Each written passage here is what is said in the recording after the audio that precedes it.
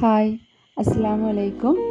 ഇന്ന് ഞാൻ നല്ല മത്തി കിട്ടിയായിരുന്നു. അപ്പോൾ ഞാൻ ഈ വീട്ടിലെങ്ങനെയാണ് മത്തിക്കറി വെക്കുന്നതെന്ന് കാണിച്ചു തരാമെന്ന് വിചാരിച്ചു. അപ്പോൾ എല്ലാവർക്കും എൻ്റെ ചാനലിലേക്ക് സ്വാഗതം. ആദ്യം തന്നെ നമ്മൾ മത്തി നല്ല വൃത്തിയാക്കി എടുത്തിട്ട് നമ്മളൊരു ചട്ടി അടുപ്പത്ത് വെക്കണോ. അത് നന്നായിട്ട് വെളിച്ചെണ്ണ ഒഴിച്ച് അത് ചൂടായി കഴിയുമ്പോൾ നമ്മൾ അതിലേക്ക് ഉലുവ ഇടണം. ഉലുവ ഇട്ട് കഴിയുമ്പോൾ നമ്മൾ കുറച്ച് കടുകും ഇട്ട് പൊട്ടിക്കുക. അതിനുശേഷം അതിലേക്ക് ഒരു 3-4 ചുവന്നുള്ളി അരിഞ്ഞത് ഇടുക. കുറച്ചല്ല, ആളുകളുടെ ഇഷ്ടത്തിനനുസരിച്ച് കരിവേപ്പില ചേർക്കുക. എന്നിട്ട് നന്നായിട്ട് ഇളക്കുക. ആ ഇളക്കി വരുന്ന സമയത്ത് നമുക്ക് വേണമെങ്കിൽ ആവശ്യത്തിന് ഉപ്പിടാം. അപ്പം പെട്ടെന്ന് വഴന്ന് കിട്ടും. നന്നായിട്ട് ഇളക്കി നന്നായി വഴന്ന് വരുമ്പോൾ കുറച്ചുകൂടെ വെളിച്ചെണ്ണ ഒഴിച്ചിട്ടുണ്ട് ഞാൻ. അതിലേക്ക് പച്ചമുളകും തക്കാളിയും ഒരു കുഞ്ഞു കഷ്ണം കൊടംപുളി ചേർക്കുക. എന്നിട്ട് നന്നായിട്ട് ഇളക്കുക. നന്നായിട്ട് വാടി നല്ല മൂത്ത് വരണം. മൂത്ത് വന്നു കഴിയുമ്പോൾ നമ്മൾ ആ സമയത്ത് ഉപ്പ് നോക്കി നമുക്ക് ഉപ്പ് വേണ്ടത് ചേർക്കാം.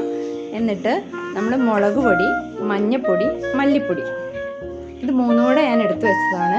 നമുക്ക് ഇടാൻ എളുപ്പത്തിൽ ഒരു പാത്രത്തിലേക്ക് ആദ്യമേ എടുത്തു വയ്ക്കുക. എന്നിട്ട് ഞാനത് ഈ അരപ്പിലേക്ക് ചേർത്തു. എന്നിട്ട് സിമ്മിലിട്ടിട്ട് വേണം പൊടി ഇടേണ്ടത്. എന്നിട്ട് നന്നായിട്ട് ഇളക്കുക. പൊടികളെല്ലാം അതിൻ്റെ പച്ചച്ചുവ മാറി മൂത്ത് വന്നു കഴിയുമ്പോൾ ഒരു കഷ്ണം കുടംപുളി, നല്ല പുളിയുള്ള കുടംപുളിയാണ്, അപ്പോൾ ഒരു കഷ്ണം എടുത്താൽ മതി. അത് വെള്ളത്തിൽ കുതിർത്തത് ആ വെള്ളത്തോട് കൂടി ഒഴിക്കുക. പിന്നെ നമുക്ക് കറിക്ക് ആവശ്യമുള്ള വെള്ളം ചേർക്കുക. വെള്ളം ചേർത്തതിന് ശേഷം നമ്മൾ അടച്ച് വെച്ച് നന്നായിട്ട് കറി തിളപ്പിക്കുക. കറി നന്നായിട്ട് തിളച്ച് വന്നതിന് ശേഷം മാത്രമാണ് നമുക്ക് വേണ്ട മത്തി അതിൽ ചേർക്കുക.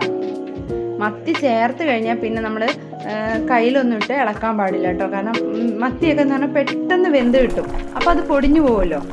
നന്നായിട്ട് കറിയെല്ലാം തിളച്ച് കഴിയുമ്പോൾ നമുക്ക് വേണ്ടത്, നമുക്ക് എത്രയാണോ ചാറ് വേണ്ടത് അതിനനുസരിച്ച് നമുക്ക് കറി വറ്റിച്ചെടുക്കാം. ഞങ്ങൾ ഒരുപാട് അങ്ങനെ കറി വറ്റിക്കാറില്ല. നമുക്ക് കപ്പയുടെ ഒക്കെ കൂടെ തിന്നെ ഇച്ചിരി ചാറുള്ളതല്ലേ നല്ലത്. ലാസ്റ്റ് നമ്മൾ വീണ്ടും കരിവേപ്പില ചേർക്കുക. പിന്നെ പച്ച വെളിച്ചെണ്ണ ഒഴിച്ച് നമ്മുടെ കറി റെഡിയായി.